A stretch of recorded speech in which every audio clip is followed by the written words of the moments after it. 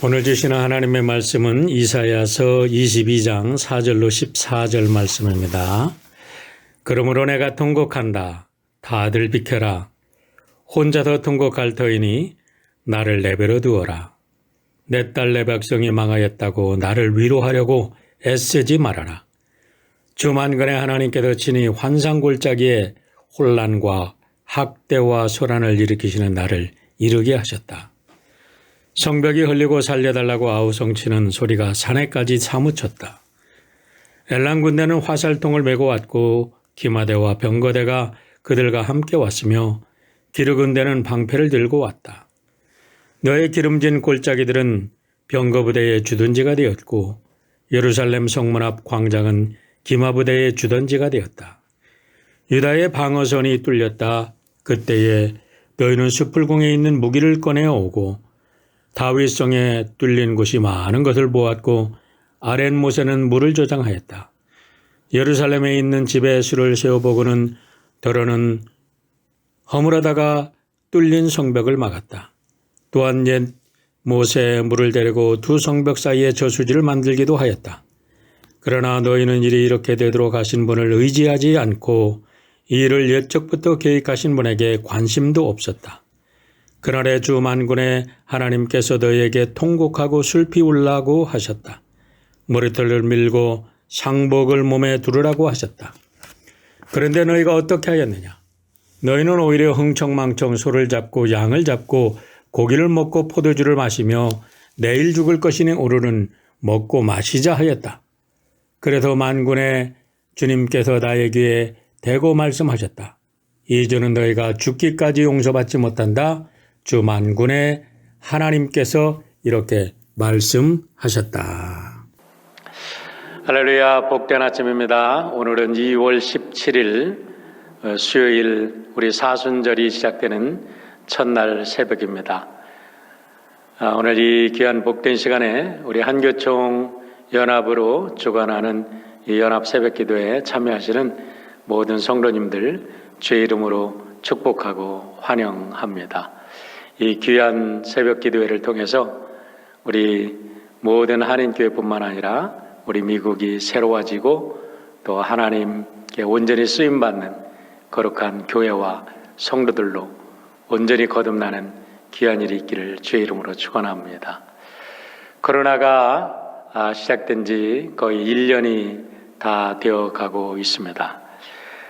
다행히 백신이 개발이 되어서 이제 접종도 활발하게 시작이 되었기 때문에 머지않아서 이 코로나 사태도 지나가고 우리가 흔히 말했던 뉴 노멀 시대가 새롭게 펼쳐지리라 생각을 합니다. 지난 1년 동안을 우리가 긴 겨울잠을 잔 동면의 시간에 비유한다면 이제 지금은 이 동면에도 깨어나 새봄을 맞이할 준비를 할 때가 아닌가 이런 생각을 합니다. 오늘이 사순절 첫날이기 때문에 사순절에 대해서 짧게 말씀을 드리고 오늘 본문 말씀을 가지고 오늘 하나님께서 주시는 메시지를 마무리 지려고 합니다. 여러분들이 잘 아시다시피 사순절을 영어로 렌트라고 우리가 부르는데요. 이 렌트는 이 영어 고어인 랭텐에서 나온 말인데 이 렌트는 봄이라는 뜻입니다. 지난 1년 동안 혹한 겨울과 같은 코로나 팬데믹을 경험한 우리 모두에게 봄의 의미를 가진 2021년 사순절은 그 어느 때보다도 우리들에게 큰 의미가 있게 다가오는 계절이 아닌가 믿습니다. 교회력으로 1년이라는 사이클을 살펴볼 때 1년의 시작은 강림절부터 시작이 됩니다. 사주의 강림절이 지나면 성탄절이 오고 성탄절이 지나면 주연절이 오고 주연절이 이제 지나고 나면 우리가 사순절을 맞게 되지요. 제2의 수요일을 시작으로 해서 사순절을 맞게 되는데 오늘이 바로 그 제2의 수요일이면서 사순절 첫날이 되는 거지요. 이 40일 사순절이 지나고 나면은 이제 부활절이 오는데 이 부활절 전에 한 주간을 우리는 순환주간이라고 이야기를 합니다. 그러니까 사순절 안에 한 주간은 순환주간, 사순절의 마지막 주간은 순환주간으로 우리가 지키고 있습니다. 그리고 부활절이 지나고 나면 오순절이 다가오고요. 50일 지난 다음에 50일째 이제 부활절 오순절을 지나고 나면 성령 강림주일 오순절을 맞게 되지요. 그렇게 되면 우리가 성령으로 충만해서 이제 하나님께서 또 예수님께서 우리에게 명하신 사명을 감당하는 일반 이제 여름을 맞게 됩니다. 이런 때는 우리가 여름 성경학교도 하고 선교도 가고 수련회도 가고 또 선교 여행, 단기 선교 여행, 또 장기 체류하면서 선교하시는 분들 가서 격려도 하고 이렇게 성령 충만 받고 이제 한여름을 지내고 나면 감사절이 돌아오고 감사절 다음부터 또 강림절이 이제 시작이 되어서 우리 크리스찬들의 캘린더는 이렇게 계속해서 이런 사이클로 1년을 이렇게 마무리 짓게 되는 거지요. 그런데 이와 같은 교회력이 중요한 이유는 교회의 모든 행사들이 교회력에 따라서 결정이 되고 또 이 교회력에 따른 많은 이벤트들, 행사들을 우리가 진행하면서 우리 성도들은 우리들의 영성을 그 속에서 형성해 간다는 겁니다. 사순절 동안의 렉셔너리, 우리가 선구집을 보면 우리 선구집을 따라서 설교하시는 교회들이 많이 있는데 이때는 사순절 첫 주간이 예수님이 공생애를 시작하면서 40일 동안 금식기도하는 것으로부터 시작을 합니다. 그리고 나서 사순절 이제 마지막에 순환주간이 되고 이제 예수님께서 십자가를 지시고 부활하시는 사건, 그러니까 예수님의 공생애를 이렇게 묵상하는 것이 바로 사순절의 기간 동안에 예수님의 공생애를 묵상하게 되는데 이때 우리 그리스도인들은 우리 모두가 우리의 영성을 예수님의 삶과 예수님의 가르침에 튜닝을 시키면서 우리 기독교 영성을 이렇게 길러가는 거지요. 이 전통적인 사순절의 영성 훈련으로 여러 가지가 있는데요. 첫 번째는 회개의 기도입니다. 그리고 두 번째는 금식을 하죠. 금식이나 우리가 기도나 같이 생각하기도 하는데 또 육식을 금한다든가 아니면 렉티오 디비나라고 얘기를 해서 우리가 거룩한 책을 읽는다. 그래서 성서를 읽든지 아니면 옛날 같으면 교부들의 책을 읽든지 지금 같으면 여러 가지 신앙 서적을 읽는다고 생각할 수 있습니다. 그러면서 또 한 가지는 이제 중요한 게 암스기빙이라고 그래서 우리가 사순절 동안에 우리가 전략한 것 모아가지고 가난하고 힘들고 어려운 사람들에게 적선을 하는 겁니다. 그리고 자기의 모든 정욕이나 자기가 좋아하는 것들을 끊으면서 셀프 디나이얼, 자기 부인을 통해서 우리가 영성을 형성해가는 것들이 전통적으로 행해왔던 사순절의 영성 훈련인데 요즘에는 다양하게 응용이 되어서 우리 나름대로 각자 우리 성경 각자 영적인 훈련을 합니다. 근데 어떤 우리 젊은이들을 보면은 내 사순절 동안 콕을 먹지 않겠다, 콕을 마시지 않겠다, 나쁜 습관을 끊겠다 그러는데 사순절이 끝나고 나서는 다시 돌아가는 거예요. 그런 훈련이 아니라 진정한 사순절의 훈련은 우리가 40일 동안 우리가 계속해서 그것을 반복하면서 훈련을 해서 나쁜 습관은 끊어내고 좋은 습관은 형성을 해서 우리가 평생 동안 그 좋은 습관 속에서 우리의 삶을 쌓아가므로 우리가 보다 나은 그리스도인의 삶을 살아가게 되는 것이 우리 사순절이 우리들에게 주는 귀한 훈련이라고 생각을 합니다. 특별히 이번에 한교총에서 이번 사순절 연합 새벽기도 동안에 팬데믹과 나의 믿음이라는 주제를 가지고 믿음의 글을 공모를 하게 되는데 여러분과 또 저 자신에게도 강력한 권고를 하는데 40일 동안의 스피리추얼 저널, 영적 일기를 매일 써보시고 그 영적 일기 중에서 좋은 것을 선택해서 우리 한교총에 보내가지고 우리 모든 목사님들 뿐만 아니라 이번에 참여하는 모든 분들이 함께 이 귀한 우리 영적 일기를 모아서 나중에 책으로 한번 발견하면 참 좋겠다라는 생각을 합니다. 어쨌든 이 일을 격려하기 위해서 한교총에서 상금까지 걸었어요. 그러니까 여러분들 각 교회에서 광고를 잘 보시고 상금이 탐나서가 아니라 우리가 함께 서로를 격려한다는 차원에서 적극적으로 이 믿음의 글 공모전에 함께 참여해 주시기를 바랍니다. 또 하나 권면드리고 싶은 것은 이 사순절에 금식을 하는 것이 우리의 굉장히 전통적인 사순절 영성 훈련인데요. 하루에 한 끼 정도, 물론 당뇨가 있는 분들은 금식이 불가능하겠죠. 그러나 할 수만 있으면 우리가 금식에 참여해서 금식미를 모으는 심정으로 나중에 우리가 헌금을 해서 우리 어렵고 힘든 곳에 또 선교지로 아니면 어려운 교회를 돕는 일에 사용됐으면 좋겠습니다. 우리가 작년에 참 어려운 시절 아니었습니까? 그런데 우리 한교총에서 작년에 16만 불을 모금을 해서 46개 어려운 교회를 도와주셨다는 말씀을 듣고 얼마나 감동을 했는지 우리 한교총 회장님을 비롯해서 모든 임원들에게 또 함께 참여하신 모든 성도님들에게 진심으로 감사를 드립니다. 이번 사순절 훈련을 통해서도 이와 같은 일이 버금가는 일이 있기를 간절히 바랍니다. 디모데후서 2장 21절에 보면 이런 말씀이 있습니다. 누구든지 이런 것에서 자기를 깨끗하게 하면 귀 쓰는 그릇이 되어 거룩하고 주인의 쓰이심에 합당하며 모든 선한 일에 준비함이 되리라 라는 말씀이 있습니다. 그렇습니다. 성경적인 관점에서 보면 이 세상의 모든 문제들은 악의 문제라기보다는 선의 부재라고 볼 수가 있는 것입니다.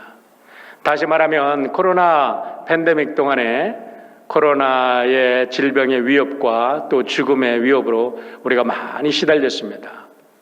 참 이런 것도 어려운 일이지만은 더 중요한 것은 그럼에도 불구하고 이 코로나로 인해서 우리가 움츠러들지 말고 하나님의 생명을 담대하게 증거하고 그리스도의 복음을 담대히 증거하는 선한 사람들이 사라진다는 것이 진정한 문제라는 겁니다. 얼마 전에 유튜브 채널을 통해서 한국의 한탄강에서 젊은이가 고기를 잡는 그런 채널을 한번 보고 제가 큰 감동을 받았습니다. 한번 영상을 한번 잠깐 볼까요? 네. 제가 이 영상을 보고 큰 영감을 얻고 깨달음을 받았는데 뭐냐면 아무리 세상이 어렵고 힘들고 엄동설한이 온다 할지라도 꽁꽁 산천 조목이 얼어붙은 것 같다 할지라도 그 찬물 아래에는 싱싱한 물고기들이 살아있다는 거예요. 저는 그것을 보면서 바로 이것이 교회의 모습이 되어야 되지 않겠는가. 이 세상 모든 것이 다 얼어붙었다 할지라도 교회만큼은 살아 움직여야 되지 않겠는가. 교회만큼은 하나님의 사명받은 자들로 이때야말로 복음에 그리스도의 복음을 전할 가장 좋은 찬스라는 것을 우리가 깨닫고 우리가 열심히 하나님의 사명을 감당해야 할 때가 되지 않았는가 이런 생각을 해보게 된 것입니다.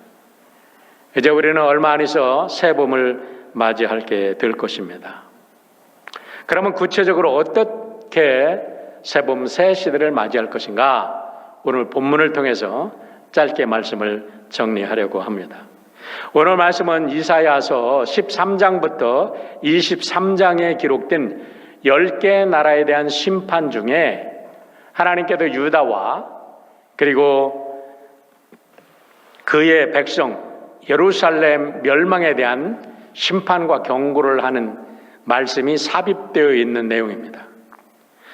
22장의 내용은 히스기야 왕 때에 아수르 왕 사네립이 예루살렘을 침입했을 때 이를 배경으로 기록하고 있다는 것이 확실시 되는데요. 그 이유는 15절부터 25절에 히스기야 왕 때의 국내 대신이었던 국고를 맡았던 셈나와 엘리야김 또 요아라는 인물이 등장하기 때문에 그렇습니다.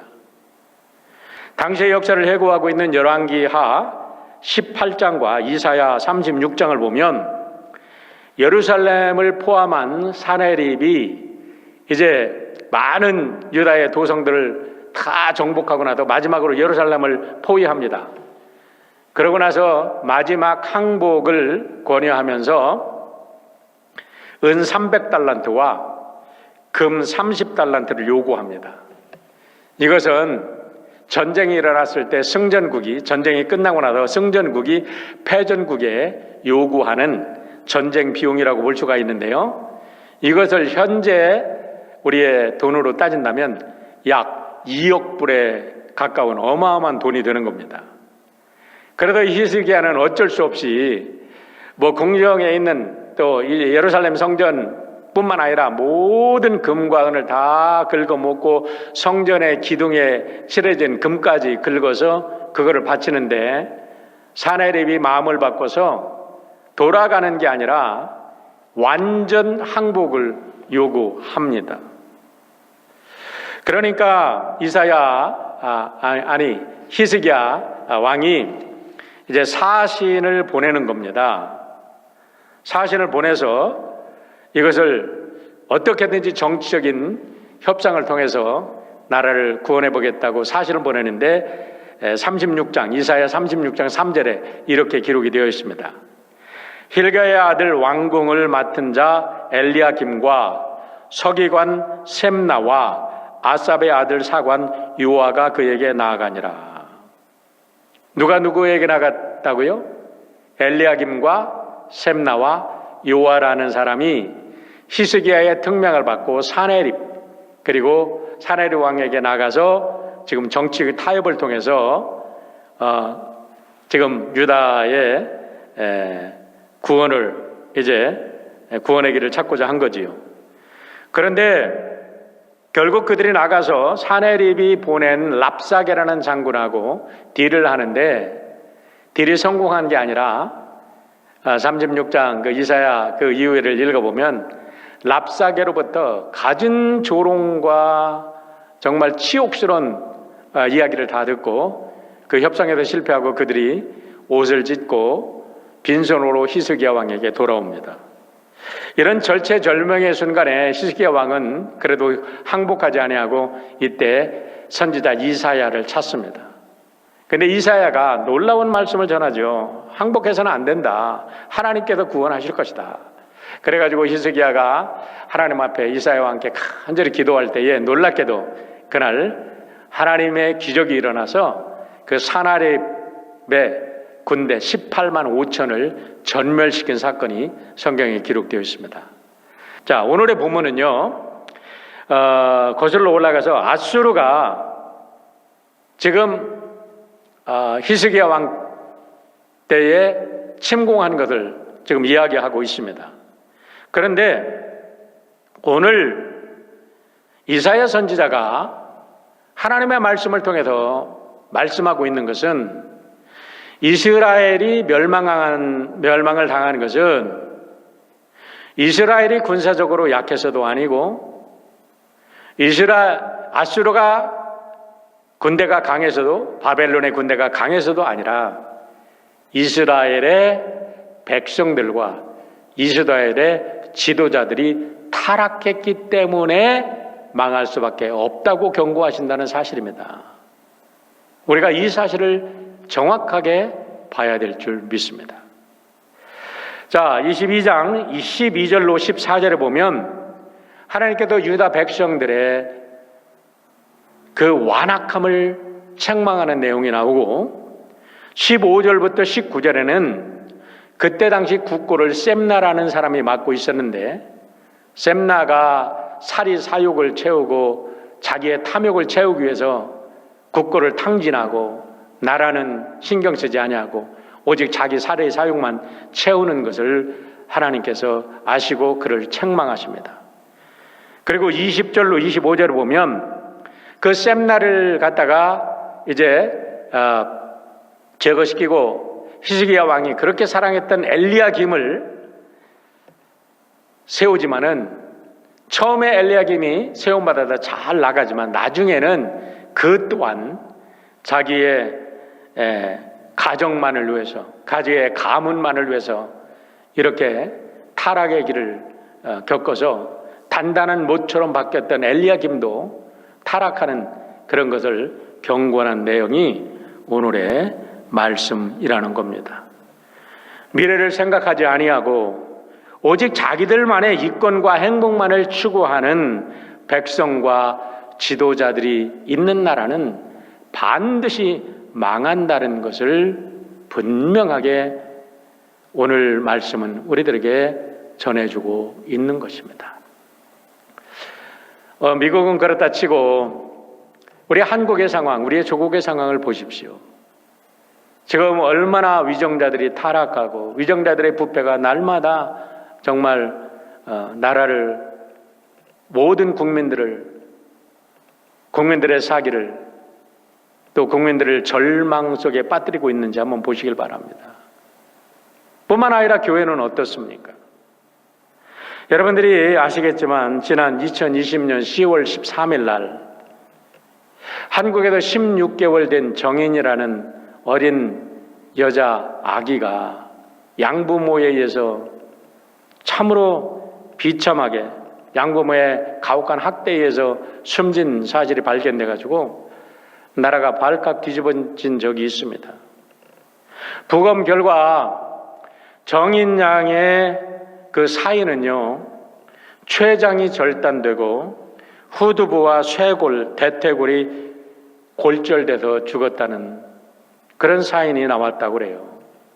그런데 끔찍한 사실은요, 그를 입양했던 양부모, 그 아버지도 어머니도 둘 다 목사의 아들이요, 목사의 딸이었다는 거예요. 더군다나 그들은 기독교 명문대학이라고 말하는 한동대 출신이었다는 겁니다. 여러분, 무엇을 이야기합니까? 사순절에 우리가 해결을 해야 된다고 말했습니다. 이제 오늘 사순절의 첫날입니다. 우리는 그동안 교회에서 무슨 복음을 전했을까요? 앞으로 새로운 세대가 온다 할지라도 여러분, 우리가 오늘과 같이 똑같은 복음을 전한다 그러면 코로나가 사라진다고 새로운 세상이 오는 것이 아니라고 저는 믿습니다.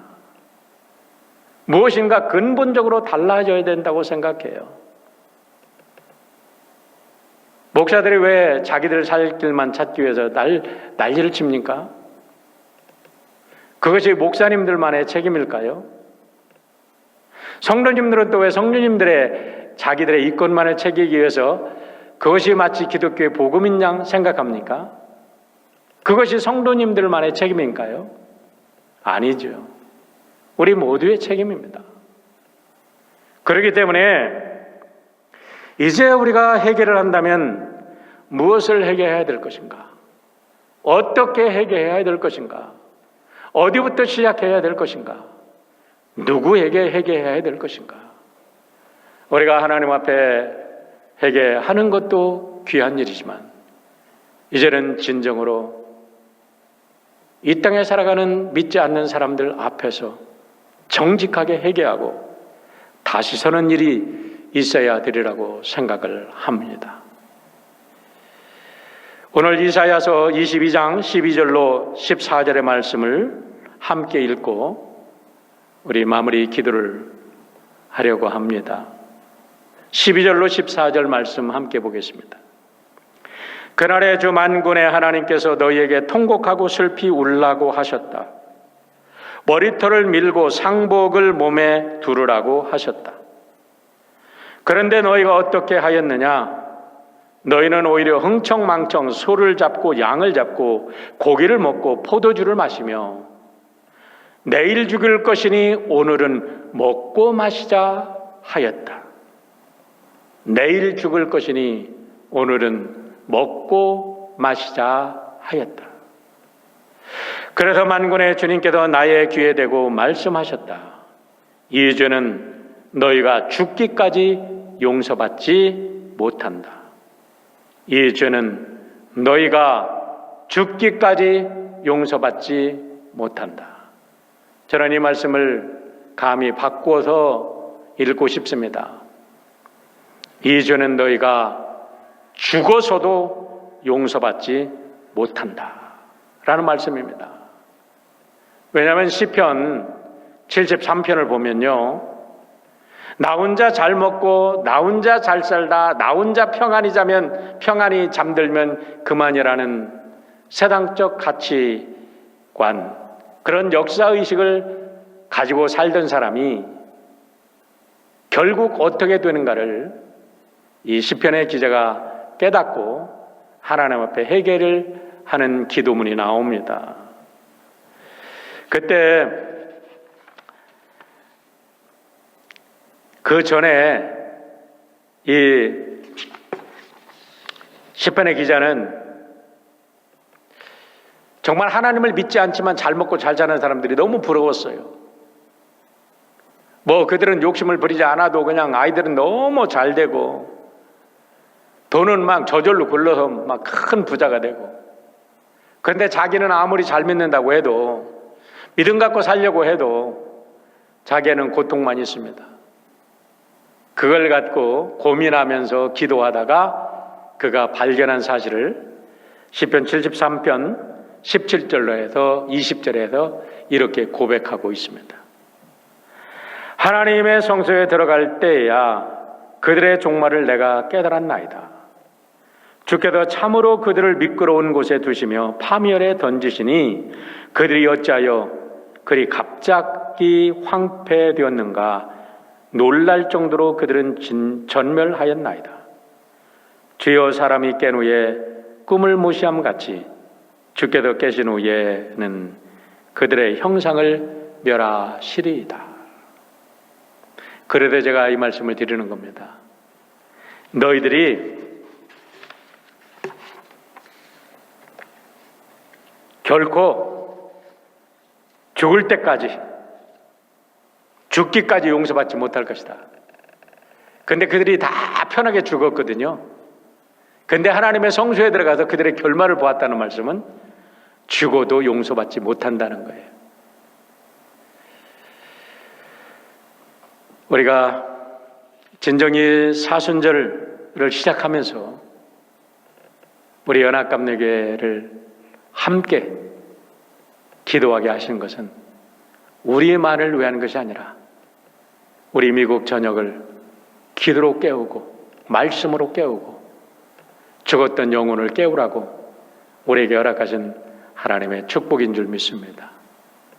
우리 함께 이 사순절 말씀 묵상을 통해서 진정으로 회개할 것 무엇인지, 그리고 새롭게 우리가 취해서 새로운 시대에 진정한 교회인으로, 교회로, 하나님의 백성으로 어떻게 살아야 할 것인지를 새로운 좌표를 찍는 축복이 함께 참여하는 모든 교회와 성도들을 위해 함께 하시기를 주의 이름으로 축원합니다.